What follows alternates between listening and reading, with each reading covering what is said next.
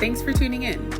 You're listening to the Embrace Mental Health podcast, where we embrace a not-so-clinical approach to conversations surrounding all things mental health.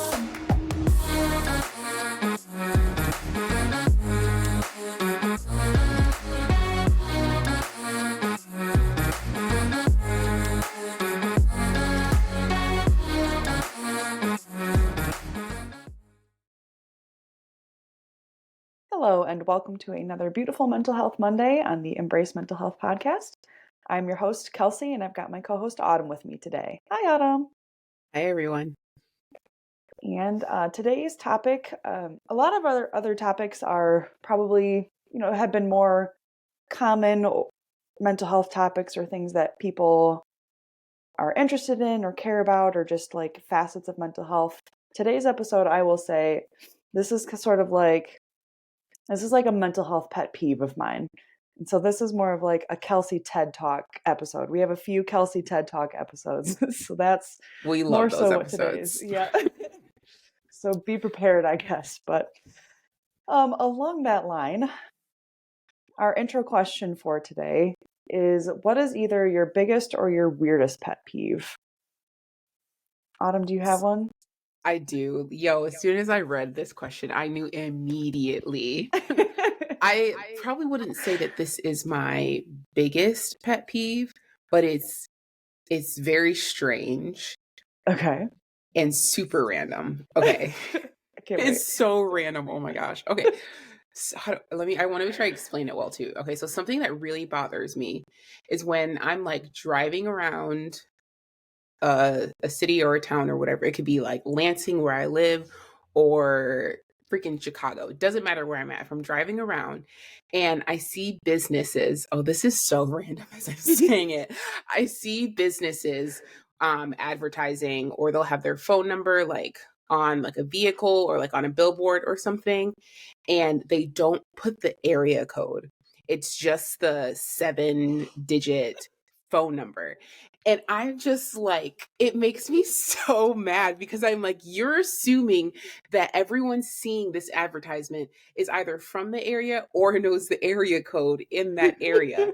And that is just ridiculous. It's such bad advertising. Oh my gosh. It bothers me so much. So yeah. Yeah, that is a random one, but that's fine. I mean, it makes sense, but that's really funny. Do you just like rage in your car when you see it then? I do. Like, I feel an unnatural amount of frustration when I see that. Oh my gosh, that's hilarious. Well, when I think of mine is, I guess, it's sort of like all of my pet peeves, well, not maybe all of them, but several of my pet peeves all like wrapped into one entity. And I would say that one entity could just be summarized in the word, or two words actually, of, oh my gosh, it's 3 words. I swear I can count. But anyway, middle school boys, like just like encompasses all the things that, because like, okay, so I guess, like I said, this kind of has a few of my pet peeves put into one, but the reason it's like brought to my mind is I sometimes have to do middle school lunch duty. And it's really funny because like I have to do high school lunch duty sometimes too at the school that I work. And like the high school is super chill. Like it just like hang out and talk, and it's fun. I like probably one of the better parts of my day. And then high school lunch gets over and I have like 15 minutes to mentally preparing myself for the dumpster fire that is middle school lunch. It's just, oh my word. And a big, huge part of that is because of those middle school boys. But like, we're talking like mouth noises, right? Like mouth noises drive me nuts. And middle school boys, I'm just like, bro, can't, no. It's like repetitive noises. Like they just, something about middle schoolers, probably just middle schoolers in general, but especially boys. Like everybody else has this certain level of intolerance where they're like, okay, I've done this obnoxious noise 3 times. That's annoying. We're done. Yeah. Middle school boys are like going 80 strong and they're like, this is the fun. And I'm just like, shut up. Like it's such an annoying noise and you just keep making it. And just like no self-awareness, like not aware of anybody else around them, which drives me nuts. Or they're messy. They don't put their chairs back. Like, like all the little things. And then probably the biggest one too is just one of my biggest like triggers to anger is when I feel like people are not listening to me. And that can look a lot of different ways, but middle school boys, like, it's just constantly like, I am talking to a wall. Like, dude, I just told you to stop doing that 30 seconds ago, and you think I'm not noticing you doing it again? Like, so, yes, just all of those things all wrapped into one wonderful 13-year-old boy who's driving me nuts. But if anyone is listening to this and they're not watching this on YouTube, you're missing the rage that's like steaming from Kelsey. Emulating. Actually, funny story. Last night, my basketball girls described me as looks like a cupcake but could kill you, and I was like, oh. that's accurate. Yep, exactly. So, oh man, yeah, I'm pretty chill most of the time, but when I'm angry, like, I'm angry. So we're working on it, but sometimes you just gotta have your moments. Absolutely. All right. So we will jump into this topic now. And so, like I had mentioned, this topic is kind of looking at what is coping, what is treatment, what are some of the differences, and why is there an important distinction between the two. So first of all, in terms of just what is coping, according to the National Library of Medicine, I thought this was a decent definition of kind of pulling it all together.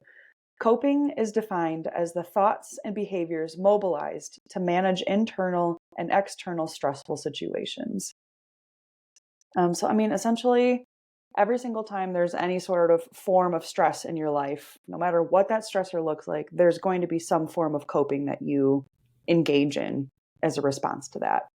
Now, sometimes those responses can be very conscious and very intentional. Sometimes they're very subconscious and just kind of a natural response. Sometimes they're kind of obvious and they're big and they're out there. And sometimes they are very, very subtle and small. Like, I mean, coping can be as small as like sighing. Like that's a form of coping, right? Like, so coping is just basically the whatever your responses are to stress, essentially, is coping. Now, obviously, so like examples of coping can be journaling or deep breathing or time management or exercise. It can also be things like drinking excessive amounts of alcohol. In my middle school lunch, it's fits of rage, It's like it can denial, withdrawal, avoidance. Like, coping has, I mean, just because we're all so different, there are so many different ways to cope, and yeah. There is, I mean, I think a lot of times we hear kind of this distinction between healthy coping skills and unhealthy coping skills. And there definitely is a reality to that. But sometimes there's a level of subjectiveness to it too. I will say there are going to be some coping mechanisms that are basically almost always going to be destructive. Like, substance use for coping is generally, I mean, is pretty easily a universal unhealthy way of coping with things. I think we all know this, whether we're stuck in that addiction or not. That's a whole other episode someday. But there's a reason why it's not a good idea to cope with your stressors with substance. That can also kind of spill over into any kind of addiction. We always like to pretend that our addictions are only within substance use, but I mean, addiction can really fall in, anything can become addictive to somebody, especially if you're using it as a coping skill. That can be even things like overeating or oversleeping or undersleeping or overspending. Like I said, just about anything can become kind of an addicting thing if that's what you're using to cope and kind of avoid your stressful situations. One that I saw, it was on Very Well Mind, that I thought was an interesting thing and something that I'm like, oh, I need to think about this personally a little bit. But it mentioned venting. And I think I would maybe make a little bit of a change to it. It's not just venting, but especially like just complaining. like that, oftentimes they talked about how if you're just complaining, you're just often going to get stuck in that negative space, and not like, if you don't actually kind of put some problem solving into it or like address the situation, but you're just venting. Like I've seen that in my life where I'm like, okay, I'm just going to vent about this, and I keep venting and I keep venting, and it keeps building up, and it doesn't actually dissipate or it doesn't help the situation. And so even that can be, an unhealthy way of dealing. And I mean, a huge one, avoiding, but that's yeah. Yeah, I think something that I would like an overall uh something that encompasses all of these, and I feel like is a really good way to define almost any unhealthy coping skill, is something that you're doing in excess and something that you're doing without an end goal. Yes. So something that the first thing that came to mind was video games. And I hear a lot of people like complain about how video games is, just it's like some, but it's people that specifically guys, I guess. A lot of guys use it as like an unhealthy form of like coping. They just use it to like distract themselves and whatever. And it's like, no, no, no, no, no. Video games can actually be like a healthy thing for someone to use to kind of decompress and let their minds just kind of go to a form of entertainment. Doing it in excess to where it's just something that you're consistently using to, like you already said, avoid or distract yourself completely without having some sort of end goal in mind of, okay, I'm going to do this for this amount of time to give myself enough time to decompress, as opposed to I'm just going to play this until my brain goes numb and I veg out and I fall asleep. And so I feel like those are two good ways to kind of, two good filters to kind of run your skills through. Am I doing this in excess, and does it have like a healthy, intentional end goal? Yeah, that's a really good way of kind of testing the things that you're using to say like, okay, is this healthy or is this starting to get into that unhealthy spot? And I think that, kind of brings up our next point well too of while there are some coping strategies that might be healthy for one, they could very well be unhealthy for another. And that's, and I talked about the subjectiveness. There are some that are just probably fairly universally going to be unhealthy, but there are some that are going to look healthy, or I mean, are going to be healthy for one person, but that a different person could be doing the same thing. And like you said, that person is doing the same thing in excess or without any sort of end goal or any sort of usefulness to it other than maybe just avoiding a situation or, whatever that thing does for you.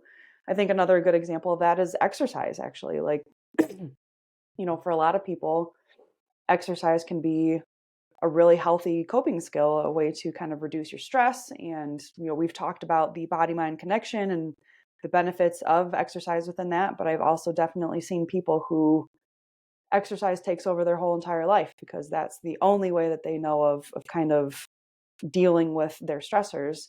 And so it becomes an addiction in a lot of ways. And the next thing you know, like somebody's physically injuring themselves because they are exercising so much that, so that can be an example of it's hard to just put out there like these are universally healthy ways of coping, because first of all, there's just so many, and really almost any of them can become a way of avoiding.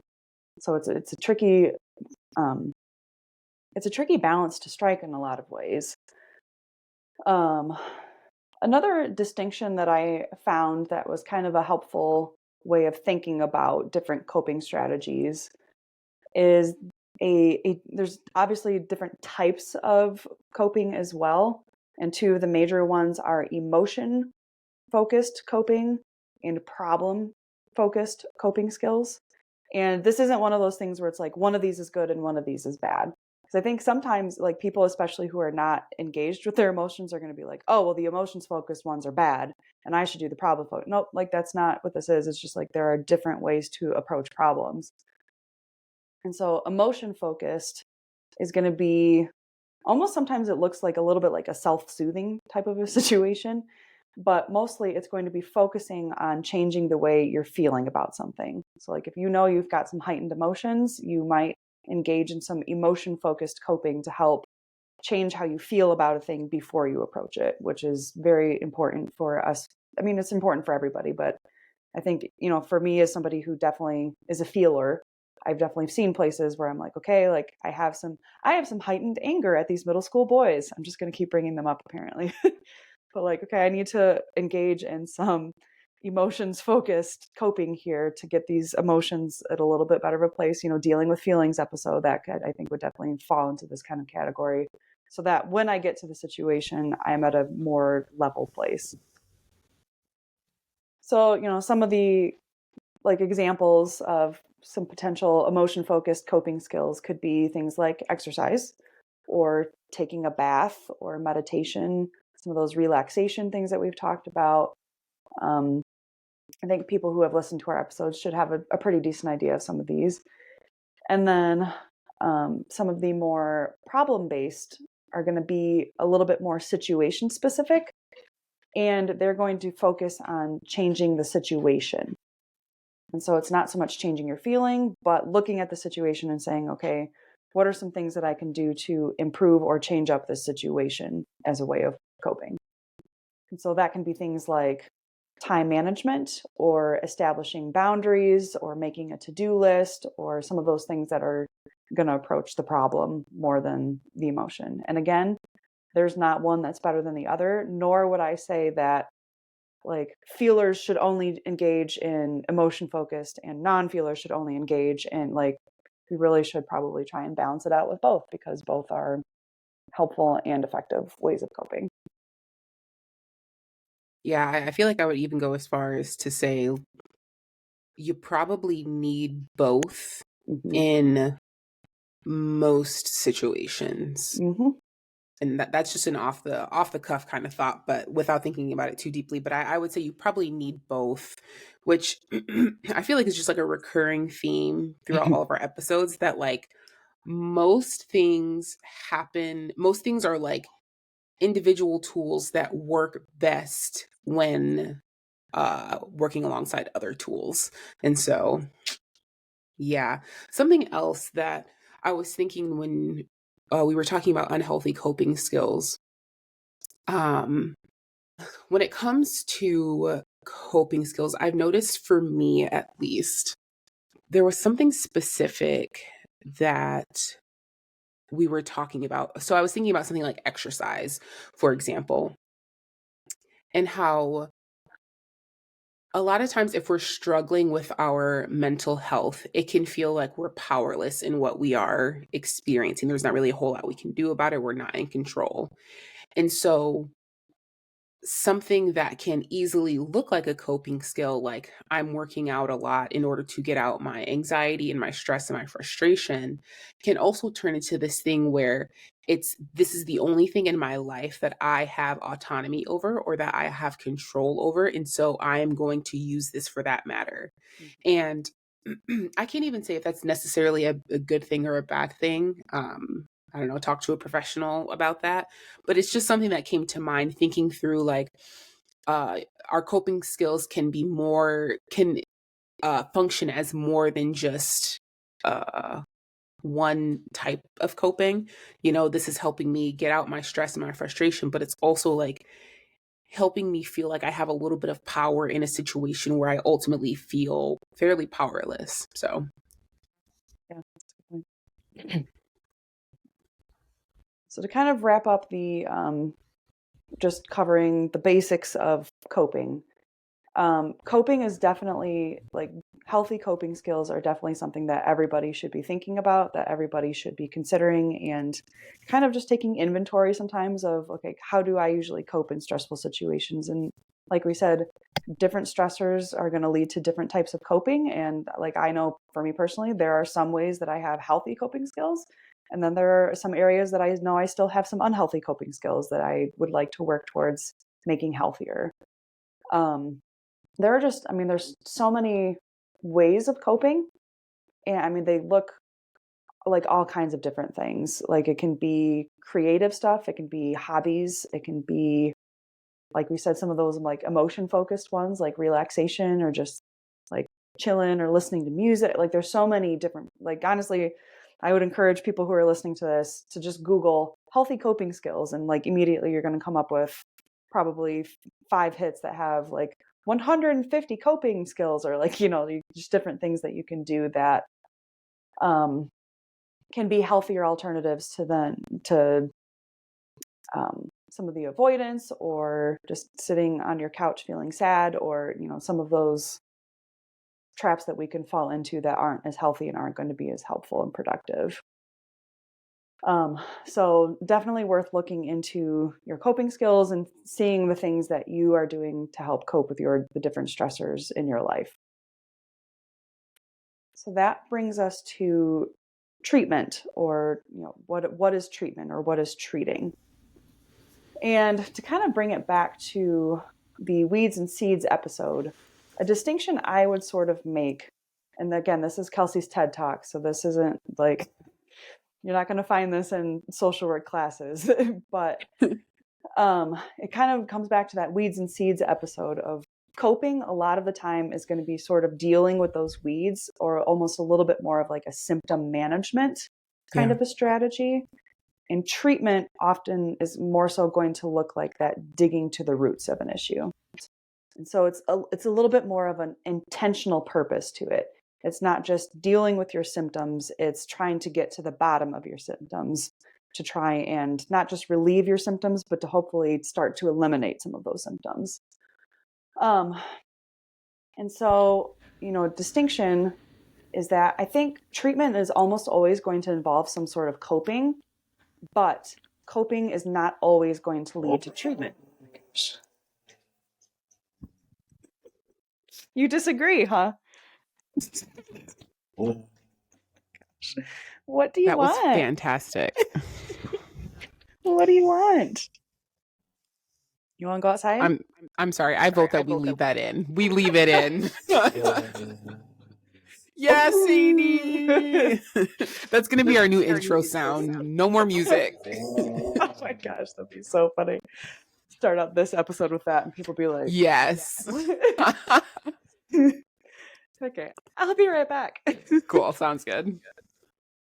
So I think, one of the most important distinctions to kind of make is that treatment is almost always going to involve some sort of coping along the lines, but coping is not always going to lead to treatment. Not even all forms of healthy coping are always going to lead to treatment, because, that treatment takes just a little extra bit of intentionality. And so, like, while exercise may be a good coping strategy for you, coping is not, automatically going to dig to the roots of your trauma. Like, it's going to manage some of those symptoms, but it's not going to dig to the root of it.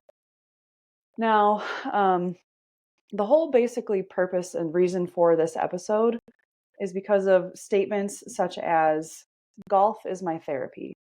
That is a huge pet peeve of mine, because golf might be your way of coping with your struggles or coping with your stressors, but it's not going to treat your mental illness. It is not therapy. Therapy is a much different, therapy is very intentional about what it's going through, right? Or people who say like, well, I can't afford a therapist, so I got a dog. Like, great, get a dog. These are all, I'm not saying don't play golf. I'm not saying don't have a dog, or get the joy from those things or the help. But you cannot just say coping and equate it with treatment, because they're just not the same thing. And so, I just feel like it's important to kind of make this distinction and kind of say yes, you should have healthy coping skills, and there are things that are going to be healthier choices for you for dealing with your stressors than others, but you can't use your coping skills to avoid dealing with your actual problem.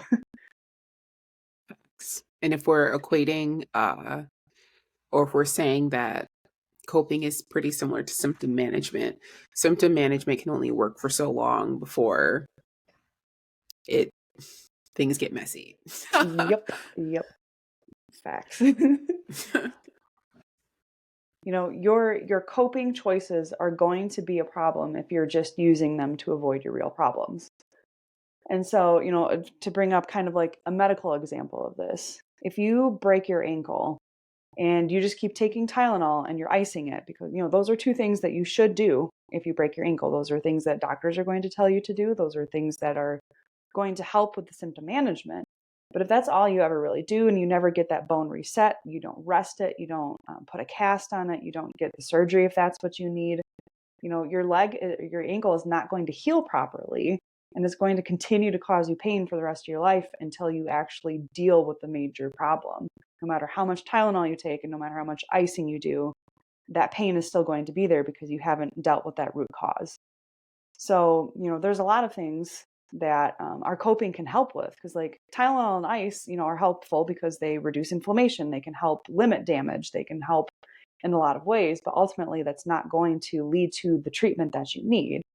And so, it's a similar kind of metaphor for your mental health of, yeah, you should do things that are helpful with your stress management and things that help you bring your emotional levels down or that help you problem solve some of these things. But you're never going to get rid of those symptoms completely if all you're ever doing is coping and you're not actually seeking treatment for it. Now, here's a little bit of a loaded subject, and I didn't really have this in our outline, so we're just going to kind of talk this out and hash it out a little bit and kind of see. When you're looking at, okay, so what is treatment? Obviously, Autumn and I have made it very clear that both of us are very, very pro therapy. And so, like, I think probably therapy is the number one thing that I'm thinking is going to be the most helpful in terms of treatment. Now, is it the only form of treatment? No. But I do think it is funny that, like, of the three of us, the hosts that are on this podcast, like Autumn and I are like, go to therapy, and the actual therapist is like, well, it may not everyone has to go. So like, I think that's actually shows that you should go to therapy, because normally it's going to be like the person whose business is involved, right? Who's going to be like, oh yeah, you should definitely go. And the people who are the clients are like, it's all right. But that's like Autumn and I, who have been through therapy, are like, no, you need this. And the therapist is like not actually pushing it on him because, so I think that's that, like, yeah, therapy is great. That's what I agree. Yep. Yep. So, when we're talking about different forms of treatment, therapy is probably not the only one, but I do think that's probably going to be the most effective and the one that's probably going to get you there the quickest. But I think, treatment can also, when we talked with Melissa, for instance, on our SAD episode, she talked about how she didn't go to therapy, and she ended up just doing a lot of personal research and doing a lot of reading and a lot of reflection. And obviously she was still able to get to a point where that was a treatment for her. And, we add medications into this list as well of an effective tool for helping get to that treatment place sometimes as well. Although we've also talked about how they're not magic pills, who, sometimes I think that can be a coping strategy as well. But ultimately, treatment is going to look like the things that are trying to get to the root of your issues. And so there are multiple ways of doing that. And so, yeah, there is a little bit of a distinction between the coping and the treating. But yeah, I don't know. Can you think of other treatments, or do you have any thoughts on this kind of concept? Yeah, I do have thoughts.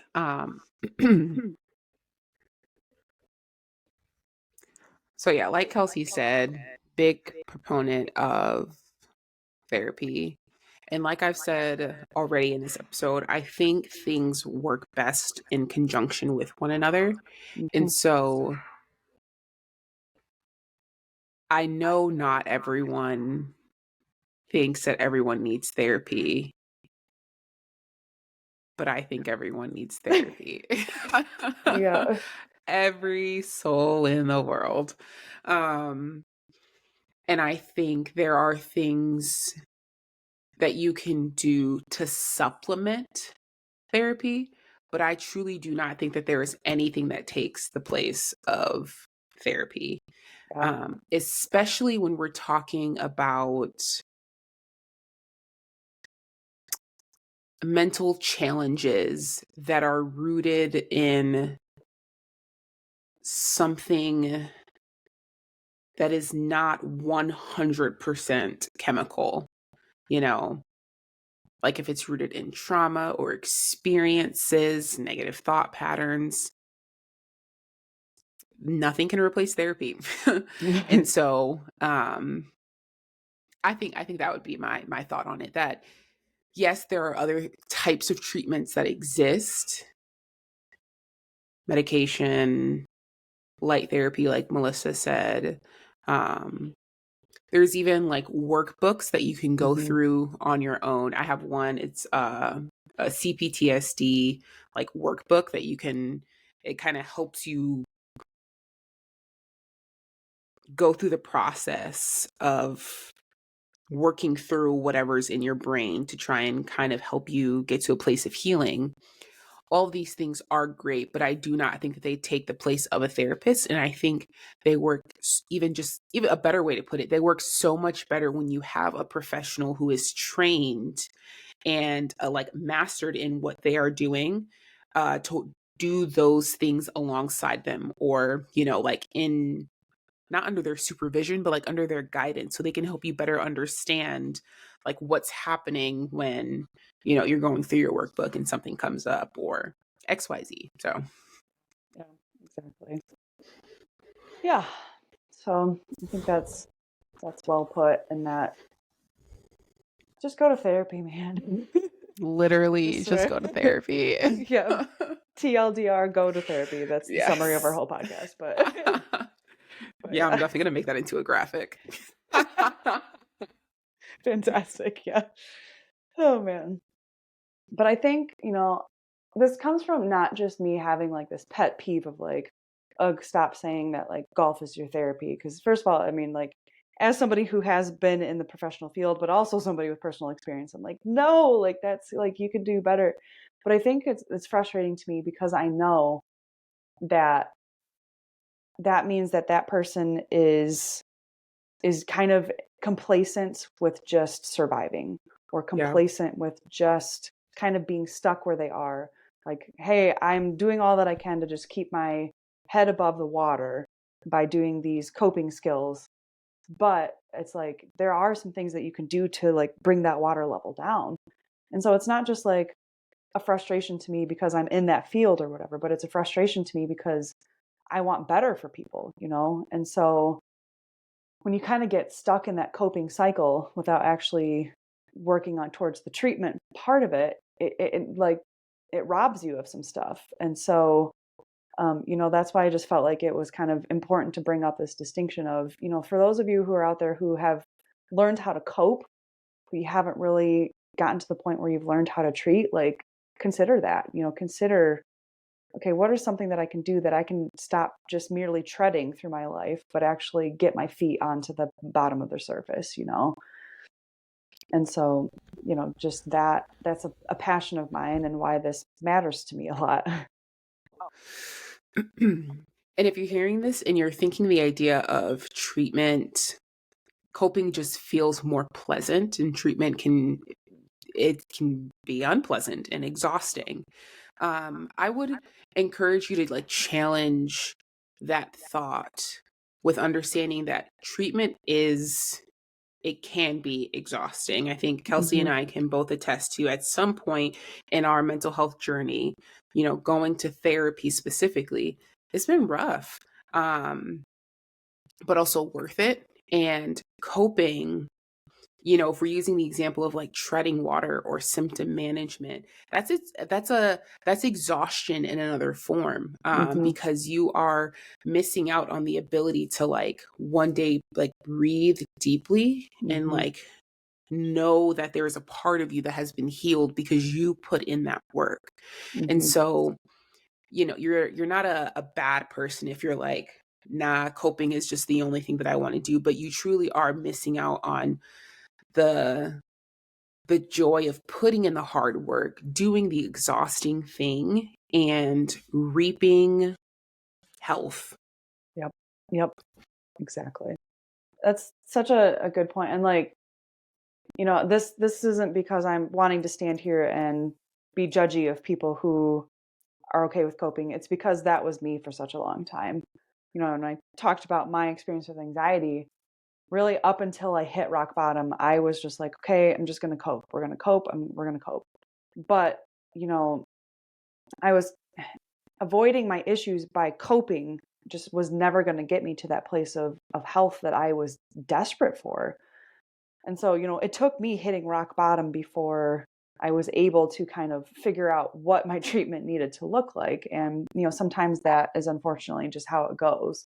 Yeah. But, from somebody who's been through it and would love to help other people prevent having to get to rock bottom before getting to that point, and all this to say, like, coping is important and having healthy coping skills is important, but it's still not a substitution for treatment. And so just kind of wanting to get people to kind of think about that and maybe help them find some shortcuts so that they, again, don't have to go to that rock bottom place, but can start seeking treatment before they get to that place and not just have to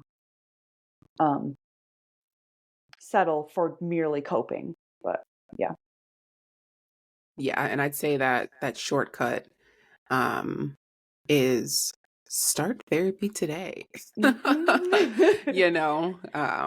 If you're the kind of person where you haven't done therapy, you've tried it before and it quote unquote hasn't worked for you, get in therapy before like all of those things inside of you. I don't know, this makes it sound like aliens, but like before all of the, junk that you've got going on inside of you drags you to rock bottom, get into a space where you can start processing through it while you still have, that autonomy and that awareness and that ability and the capacity to work through it. Yes, absolutely. Absolutely. All right. Well, I believe that pretty much concludes my TED Talk episode of today. So that brings us to our reflective. It's a little more of like a reflective exercise. There's like some questions in here. This one's a little bit more intense. And so if you only want to take one part of it, that's cool. Obviously, this is just to help people have an idea of where to start or what to look at. So, I mean, we're not collecting anybody's homework. So, but just as a reflective exercise, take some time and kind of examine your coping skills. We all are going to have some destructive ones. Think about that. Name them. Think about some of the things. Like, I know for me, I definitely still have struggles with avoidance in certain situations. Not all situations. I've gotten better in some ways, but there are still some situations that I will respond to with that. Also, take some time and think about the positive ones that you have, and like, give yourself a pat on the back, and also think of ways, okay, how can I implement this into my life even more? And then ask yourself, some of the questions that Autumn kind of talked about. Am I using this coping skill, even if it isn't actively destructive, to avoid a bigger problem? Is this kicking the can down the road? Or is there a little bit more of a purpose to this? And then, if the answer is yes, think about some of the ways that you can start seeking treatment rather than just merely coping with different things in your life. So, like I said, there's a lot of different parts to that. If you just want to manage one, that's fine. If you want to take on the full challenge, awesome. But yeah, just to start kind of reflecting on, okay, what do my coping skills look like? How do I respond to stress? And what are some ways that I might be settling for coping rather than seeking actual treatment for a bigger issue here? So, yeah. Yeah, I think those reflection questions are amazing. And just to not add on to the questions, but kind of add on to a thought from before, the question where you said, ask yourself, am I using this coping skill, even if it's not actively destructive, to avoid something bigger? I feel like that could be another good way to think about coping skills, because again, the big point that we're trying to drive home here is that coping is not treatment. And so again, coping is very similar to symptom management, which is a good thing and it's a necessary thing in a lot of ways. But it can be easy to look at our more healthy coping skills and think that they are sufficient, that they, that it's enough, that we don't need to step into treatment. But the idea of, if we want to use like substance abuse, obviously that's actively destructive. I think we can all agree on that. But even if we're thinking of things like exercise or mindfulness, even like meditation. These are things that are good that also, if not done with the end goal in mind of pursuing treatment, they can also be passively destructive because they allow us to put, blinders on or numb ourselves from whatever the like actual issues at hand are, not even realizing that we're still being affected by it, even if you're not feeling it or if you can't see it. Trust me, it's still impacting you. And so these, whether it's like actively destructive or passively destructive, recognizing that if you aren't intentional with your coping to at some point pursue treatment, it's still going to be destructive. Yes. Brilliant. Such a great concluding statement. Thank you, Autumn. Appreciate it. Yeah. All right. So that's what we have for this episode. And I'm going to pass the socials over to Autumn because she's much better at it than me. So, all right, fam. Follow us on Instagram at embrace.mental.health. Shoot us a DM if you've got any questions. Check out our content. We've got some cool exercises on there that you guys can follow. And then you can also send us an email at embracementalhealthnsc@gmail.com. And you can also find us on Facebook. Just look up Embrace Mental Health. Yes. And I think that's it. The only other thing that I haven't thought of saying before, but don't forget to, like and subscribe and some of those types of things too, or give us ratings and stuff on the various platforms that we have, because that's also helpful and gives us some feedback too. So, yeah. Absolutely. All right. Well, thank you for joining us, everybody, and we will see you next week. Have a good week, everybody.